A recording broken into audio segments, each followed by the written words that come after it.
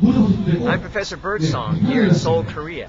We just finished a 2-hour walk at the Cheonggye Stream World Peace Walk. Behind me are 4,000 or 5,000 Koreans who come out here twice a month, the second and fourth Saturdays. And they walk for peace and unity. And they're together with thousands, even millions of Koreans who are at home, focusing on this event to give it power. It's like a peace movement that we're creating. A world peace walk.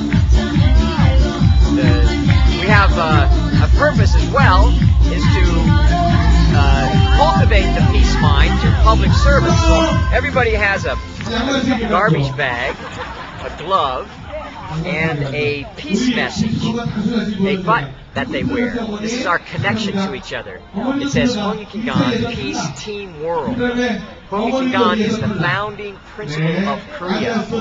It was taught 5,000 years ago. It means devotion to the welfare of humankind. And we're using this message to promote peace here in the Korean Peninsula by bringing peace in the world. Peace in the world will include Korea.